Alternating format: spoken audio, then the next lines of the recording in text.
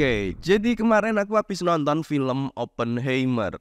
Ini adalah sebuah film yang menceritakan seorang fisikawan bernama Julius Robert Oppenheimer yang menjadi pemimpin dalam proyek pembuatan bom atom Amerika. Ini adalah sebuah film yang banyak sekali dinantikan karena menceritakan tokoh ilmuwan yang sangat ikonik, Oppenheimer, yang kisahnya ini sangat-sangat keren tapi juga tragis, penuh ironi. Aku sendiri sambil menunggu untuk filmnya rilis. Jadi kemarin itu aku udah beli dan baca buku The Making of an Atomic Bomb. Yang buku ini membahas secara detail semua aspek dari proses pembuatan bom atom di Amerika. Nah, ini aku beli bukunya di tanggal 9 Mei dan untuk trailernya, final trailernya itu tanggal 8. Jadi emang pas trailer finalnya muncul, aku bener-bener udah langsung berusaha untuk mempersiapkan diri dengan membaca buku ini. Nah, di video kali ini kita akan membahas tentang film Oppenheimer ini dengan sudut pandang fisika yang mungkin ini bisa memberi beberapa konteks tambahan tentang apa yang terjadi di film.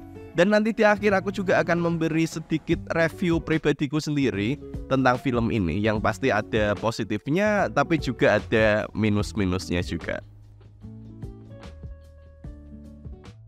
Pertama, mungkin kita bahas sekilas dulu tentang Oppenheimer. Oppenheimer adalah seorang ilmuwan ahli fisika yang lahir di New York, Amerika Serikat tahun 1904. Oppenheimer mengerjakan berbagai topik fisika, mulai dari fisika kuantum, fisika nuklir, bahkan sampai ke bidang astrofisika seperti bintang neutron dan lubang hitam. Kendati memiliki kemampuan fisika yang sangat luar biasa, tapi Oppenheimer tidak pernah mendapatkan hadiah Nobel.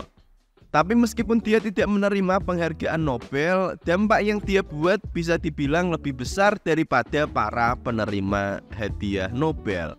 Lah gimana enggak, di bawah kepemimpinan Oppenheimer, para fisikawan di Amerika yang terbaik bisa bersatu untuk membuat bom atom.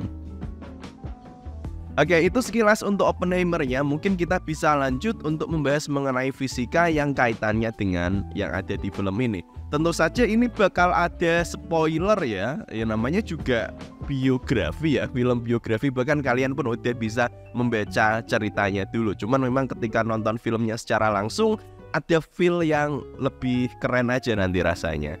Dan juga mungkin aku akan agak samar-samar lupa sama apa yang ada di filmnya karena aku nonton cuman sekali di bioskop dan filmnya pun juga belum ada di streaming platform kan. Jadi aku belum bisa mengeceknya ulang biar bisa membahas lebih banyak. Jadi kalau misalkan aku ada yang keliru silahkan nanti dikoreksi aja teman-teman di kolom komentar. Tapi di sini aku udah punya beberapa catatan yang aku ambil pas nonton film ini di bioskop. Di bagian awal film ini diangkat tentang cerita ketika Oppenheimer masih masa mudanya ketika masih kuliah di Cambridge University. Oleh profesor dan teman-temannya, Oppenheimer disebut sebagai orang yang useless in laboratory. Nggak guna kalau di laboratorium. Dia diketawain dan diledekin temennya seperti itu. Karena memang entah dia kalau melakukan eksperimen keliru lah atau ada yang pecah lah. Intinya adalah Oppenheimer terkenal sebagai nggak guna kalau di laboratorium. Nah, jadi fisikawan itu biasanya terbagi ke dua kategori spesialisasi, antara teoritis atau eksperimentalis. Dan biasanya seorang fisikawan hebat itu pasti cuman hebat di salah satu bidangnya aja. Kalau dia jago di secara teoritisnya, eksperimennya nggak bagus. Kalau dia jago secara eksperimen, teoritisnya mungkin tidak terlalu bagus. Kebanyakan seperti itu. Dan untuk Oppenheimer sendiri, dia adalah seorang tipe fisikawan dengan kemampuan analisis teori yang sangat-sangat bagus, sangat-sangat top. Tapi kemampuan eksperimentalnya ini sangat bobrok, teman-teman. Dan ini yang bilang bobrok bukan aku, banyak teman-temannya, guru-gurunya yang pada bilang seperti itu. Kalau kita ambil contoh lain, misalnya Einstein termasuk ke orang yang teoritis, eksperimennya nggak bagus. Terus misal kalau kita ambil contoh lagi, Sir Arthur Eddington itu dia masuknya di eksperimentalis. Sangat jarang ada seorang fisikawan yang bisa hebat, keren banget di kedua spesialisasi itu. Kalau ada, itu salah satunya adalah Enrico Fermi. Dia kemampuan teoretikalnya sangat-sangat top, sangat-sangat keren. Dan kemampuan eksperimentalnya itu juga sangatlah keren juga. Salah satunya adalah Enrico Fermi ini.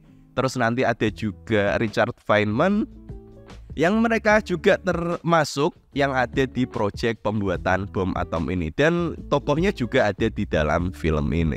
Nah, meskipun demikian, yang benar-benar membuatku bingung, dan ini adalah sebuah paradoks yang benar-benar membingungkan, Oppenheimer ini orangnya benar-benar sangat teoritis. Tapi entah bagaimana, dia ditunjuk, diangkat untuk menjadi pemimpin proyek Manhattan, proyek rahasia yang melibatkan para fisikawan dan engineer paling top di Amerika, bertempat di gurun Los Alamos, New Mexico, di tempat antah berantah untuk membuat bom atom. Lah, eksperimen di lab aja Oppenheimer ini sangat jelek ya. Gimana bisa dia memimpin sebuah proyek sebesar Manhattan Project ini? Dan anehnya lagi, ini berhasil. Nyatanya dia berhasil untuk membuat bom atom ini. Ini benar-benar di luar nalar sih. Mungkin ini ada kaitannya dengan sifat dari si Oppenheimer ini. Di satu sisi dia punya integritas yang sangat kuat, punya semangat yang kuat. Tapi di sisi lain dia memang seorang yang cukup aneh. Yang ini udah coba digambarkan di dalam film ini. Banyak problematiknya lah Pak Oppenheimer ini. Kemudian tentang fisi dan fusi. Pembahasan tentang ini juga muncul di bagian awal-awal video. Dan untuk mendapatkan konteks yang lebih mendalam tentang reaksi ini, juga tentang bom atom, kita perlu paham dulu terkait dengan nuklir atau inti atom. Setiap benda yang ada di sekitar kita tersusun oleh benda yang sangat kecil bernama atom, yang masih memiliki sifat sama seperti benda skala besarnya. Atom sendiri strukturnya adalah sebagai berikut. Ini adalah untuk model atom klasik. Nah, jadi struktur atom di bagian luarnya, kulit-kulitnya ini ada elektron yang bermuatan negatif. Kemudian di bagian intinya atau nukleusnya, nuklir itu asal katanya dari nukleus, inti atom. Di bagian intinya di sini ada partikel yang bermuatan positif, proton. Dan juga ada partikel yang bermuatan netral, tidak bermuatan, neutron namanya. Nah, kalau kita perhatikan di bagian inti atom ini, di sini terdapat muatan-muatan positif yang saling berdempetan di satu tempat. Padahal muatan positif kalau dia dekat sama muatan positif, harusnya mereka tolak-menolak dong, mereka akan mental dong. Sama seperti yang terjadi ketika ada magnet dengan kutub yang sama berdekatan, dia akan tolak-menolak. Tapi di sini anehnya di dalam inti atom, muatan-muatan positif ini kok dia bisa tetap bersama sih? Nah, ternyata di dalam inti atom ini ada sebuah gaya yang namanya adalah gaya nuklir kuat yang menjaga keberadaan muatan-muatan positif ini untuk bersama di dalam inti atom. Dan idenya untuk membuat sebuah bom atom adalah kalau kita bisa mengotak-ngatik inti atom, memecahnya atau mengganggunya, mungkin akan ada energi yang terlepas. Intinya seperti itu ide awalnya. Nilai energinya bisa dihitung dengan formulanya Einstein, E sama dengan mc kuadrat. E energi, M massa, dan C ini adalah kecepatan cahaya. Kecepatan cahaya itu adalah 300.000 meter per detik dikuadratkan, berarti nilainya sangat besar. Yang intinya adalah ini potensi energi yang sangat besar. Nah, mekanisme reaksi nuklir itu terbagi menjadi dua. Yang pertama adalah fisi, yang kedua adalah fusi. Kita bahas satu-satu. Fisi adalah sebuah proses pemecahan inti atom. Salah satu bahan yang sering digunakan untuk fisi nuklir adalah uranium 235 atau plutonium 239. Ketika inti atom uranium ini ditabrak dengan neutron, maka inti atomnya akan menjadi tidak stabil dan terpecah menjadi atom barium dan kripton serta beberapa neutron. Dan total masanya berkurang sedikit, massa yang hilang ini berubah menjadi energi. Jadi reaksi ini juga melepaskan energi sesuai dengan rumus Einstein nilainya. Dan yang menarik dari uranium 235 atau plutonium 239 adalah bahwa ketika dia tidak stabil dan pecah, dia juga sambil mengeluarkan neutron, 2-3 neutron. Yang mana neutron ini nantinya dapat menabrak ke atom lain dan terjadi reaksi yang sama, pecahan yang sama. Sehingga yang terjadi adalah reaksi berantai sehingga terjadi pelepasan energi yang sangat besar. Dan ini adalah ide dari pembuatan bom atom.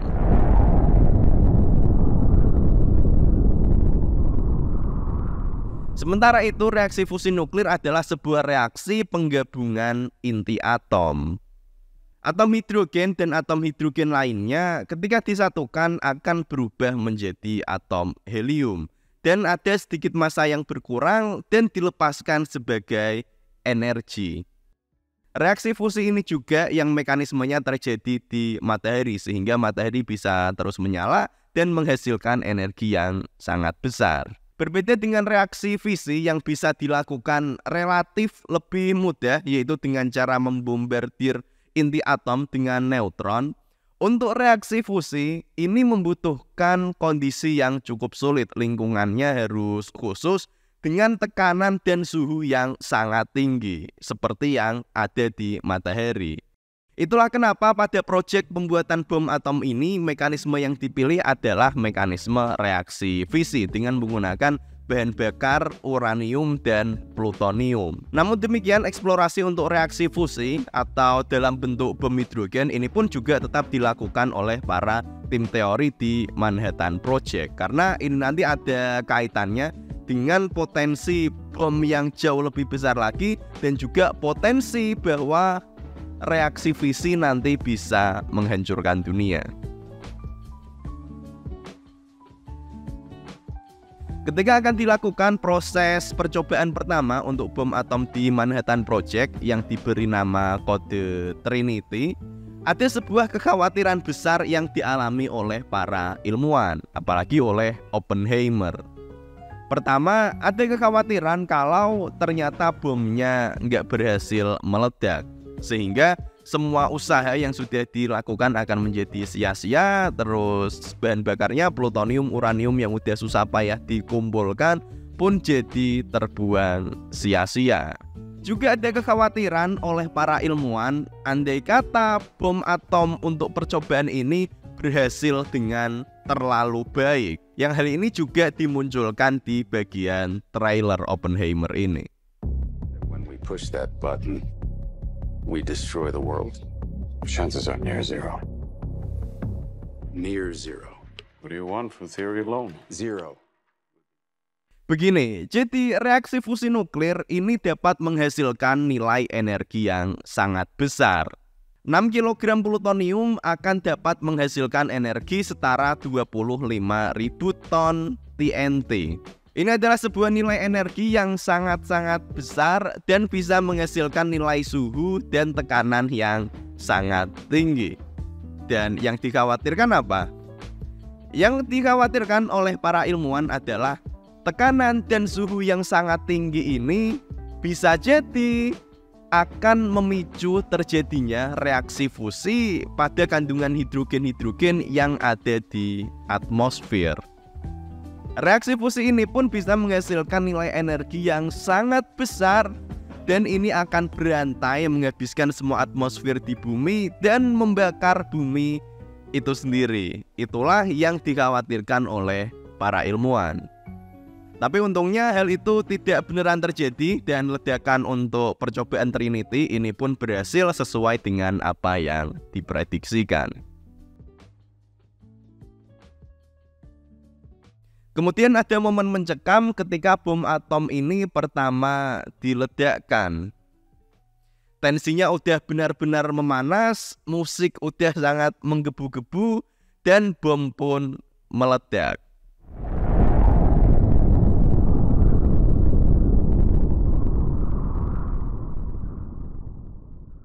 Momen yang sangat epik dan mengerikan, sekaligus memberikan gambaran yang akurat.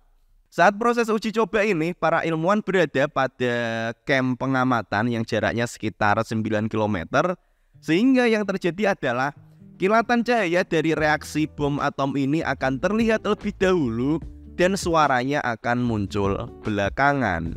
Kalau kita hitung secara kasar, maka akan ada delay waktu antara cahayanya dan suaranya sekitar 26 detik. Nggak tahu apakah yang di filmnya juga selama itu atau tidak, tapi yang pasti memang ada jedanya.